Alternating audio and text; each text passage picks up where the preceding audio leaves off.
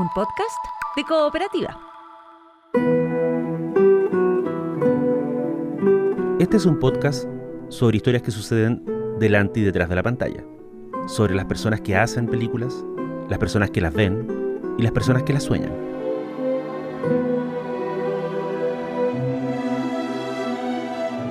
Soy Daniel Villalobos y esto es El Contador de Películas.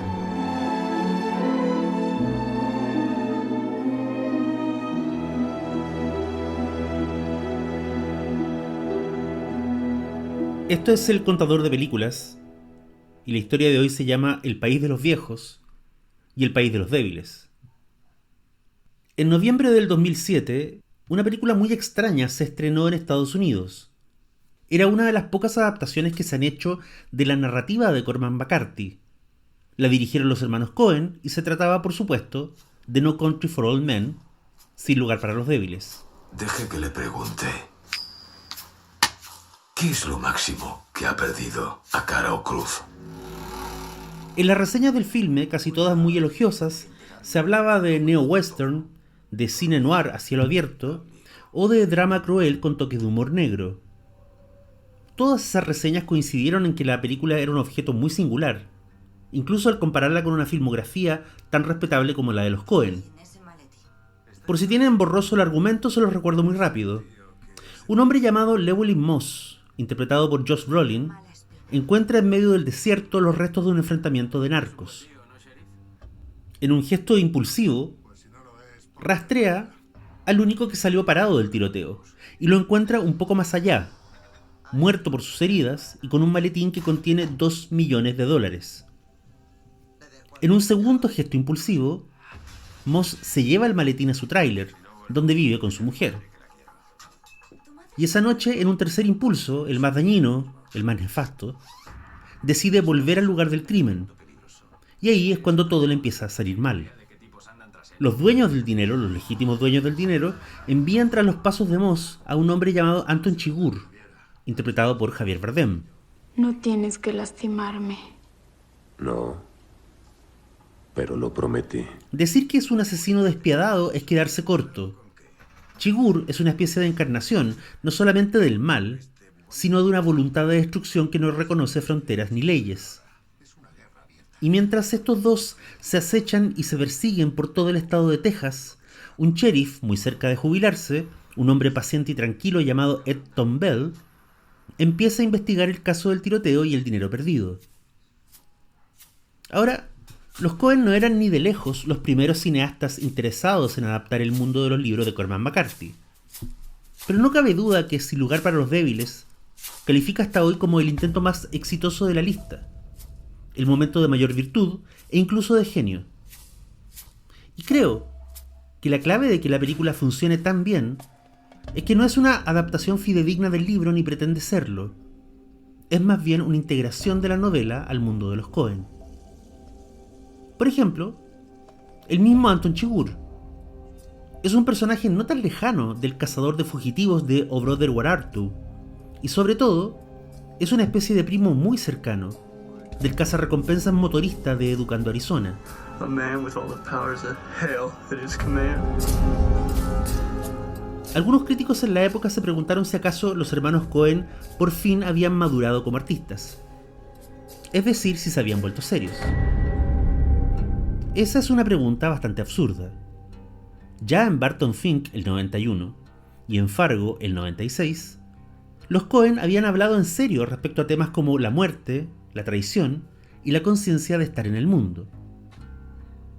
De hecho, 20 años antes de adaptar a McCarthy, los Coen habían cerrado una película con un personaje describiendo un sueño. Un sueño que parecía real y que tenía que ver con familia. Ese personaje, claro, era Nicolas Cage en Educando Arizona. Moss y Chigurh viven sus propias odiseas a lo largo de Sin Lugar para los Débiles. Pero el énfasis en esta ocasión no lo quiero poner ni en el perseguidor ni en el perseguido, sino en el personaje que para mí fue el 2007 la verdadera novedad dentro del cine de los Coen, el sheriff Tom Bell. Marcas de los mismos neumáticos de ida y vuelta hechas casi a la misma hora. Los dibujos se ven bastante bien. El sheriff Tom Bell no solo tiene conciencia de su historia, que se está acabando porque se viene la jubilación. El sheriff, como ninguna otra persona dentro de la película, tiene conciencia histórica en general. Es decir, tiene conciencia de la historia, así con mayúscula. Y eso lo dice desde el primer momento, desde su narración inicial en off, cuando confiesa que le gusta escuchar a los sheriff retirados. Siempre me gustó oír las historias de los viejos. Nunca me perdía la oportunidad de hacerlo. Uno no puede evitar compararse con los viejos. Que le encanta comparar el estado de las cosas con ese pasado que solo vive en la memoria de los viejos.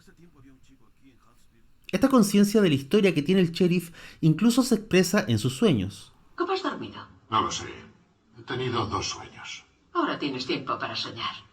En esa famosa escena final, que es tan significativa, tan breve y tan sencilla, es un matrimonio tomando desayuno, el sheriff le dice a su mujer que ha tenido algunos sueños. Está bien. Ella le pregunta si fueron interesantes, y él le contesta una frase que es una ironía, pero también es algo muy misterioso. Le dice que los sueños siempre son interesantes, para la parte interesada. De nuevo, ¿de qué está hablando? De la historia. No la que vimos. No la historia de traficantes y ejecuciones que le tocó investigar, sino, de nuevo, la historia con mayúsculas. La sensación de sentirse dentro del flujo de los eventos. Y cuando te sientes dentro de ese flujo, por supuesto que los sueños son interesantes ante todo para quien los sueña. Porque los sueños nos recuerdan que hay algo más que el día a día, que el ahora, que el presente. Los sueños le recuerdan al sheriff, nos recuerdan, que hay una trascendencia y que ésta nos habita. Las dos cosas que el sheriff Tom Bell soñó tienen que ver con su padre, que murió hace tiempo. El hombre le dice a su mujer, soy 20 años más viejo de lo que mi padre nunca llegó a ser. Así que en un sentido, él es el hombre más joven en estos sueños. All right, then. Both have my father in them. It's peculiar. I'm older now than he ever was by 20 years. So, in a sense, he's the younger man. En el primero dice, él me daba algún dinero y yo lo perdía. En el segundo, cabalgábamos de noche cruzando un paso en las montañas. Hacía frío, porque nevaba, y él pasaba por mi lado, cargando un cuerno con fuego, de la forma en que la gente lo hacía en los tiempos antiguos. Emocionado desde una emoción sorpresiva y profunda, que parece venir del actor o del texto, o de algún punto lejano en el universo, el sheriff Tom Bell concluye diciendo, en el sueño sabía que él iba adelante, y que armaría un fuego para protegernos en medio de toda esa oscuridad y ese frío.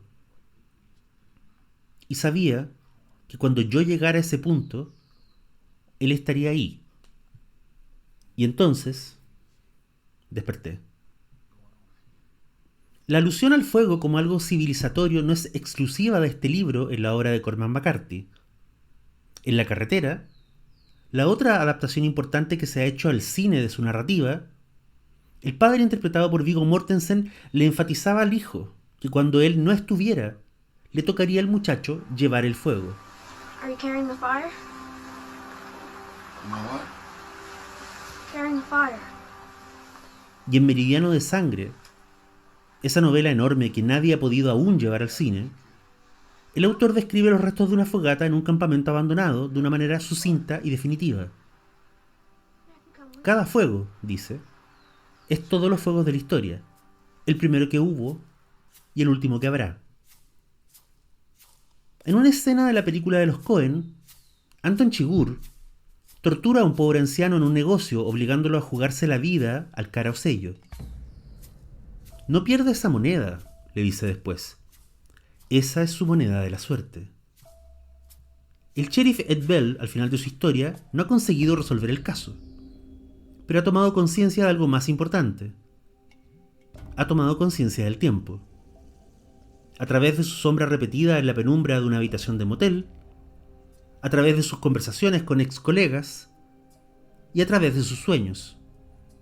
Él ha entrado en el tiempo, y esa epifanía le salva de perderse en la vorágine sin sentido que devora a los otros personajes de la película. El sheriff Bell sabe que en algún lugar, quizás en los sueños de un futuro cercano o en una existencia más allá de la muerte, su padre joven y fuerte está esperándolo junto al fuego, que es el primero que hubo y el último que habrá. Esa certeza es su moneda de la suerte. He tenido 2 sueños. En los 2 aparecía mi padre. Fue una sensación rara. Soy más viejo. Soy Daniel Villalobos y esto fue El Contador de Películas. Hasta la próxima. En el sueño yo sabía que él iba a seguir. Y a encender una hoguera en medio de aquella oscuridad y aquel frío. Sabía que cuando yo llegara él estaría allí.